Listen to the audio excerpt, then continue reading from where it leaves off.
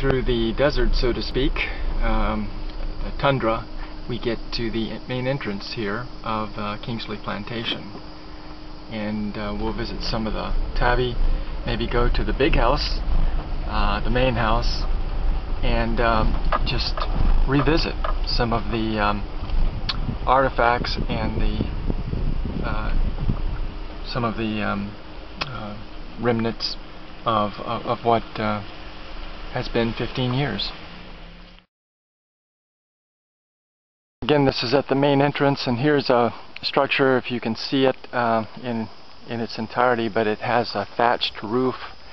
I'm guessing that it would have been representative of the type of complete or near complete structure of that time.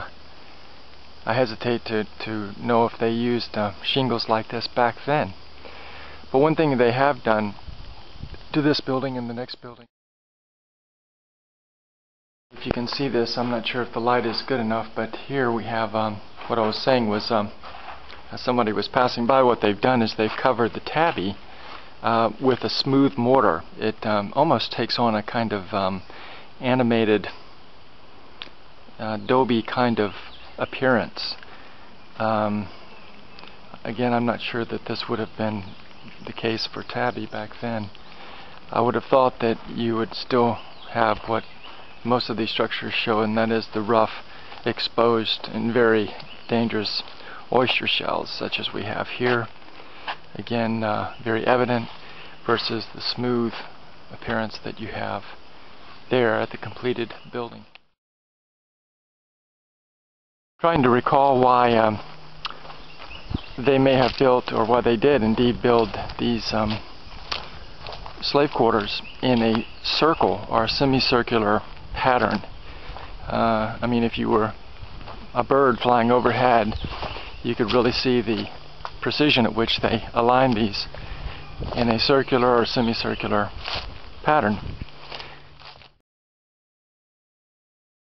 You can read this placard, but there's the mention of blue beads, and by blue I mean, of course, like cobalt blue, which would have been part of, let me just read this. There's a belief in many African cultures that beads have supernatural powers and can be worn to provide protection from harm. Archaeologists recovered several blue beads from 2 slave cabins. The beads varied in shape and size, suggesting that they were selected specifically for their color. Evidence from other antebellum plantations suggests that the color blue had spiritual or religious meaning.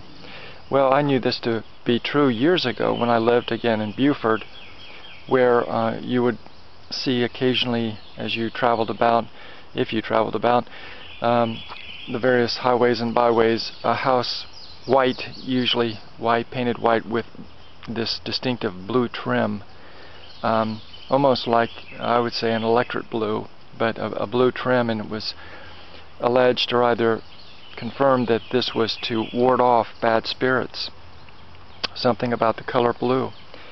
And so it was something that evidently was carried to the United States in the heritage of the African peoples.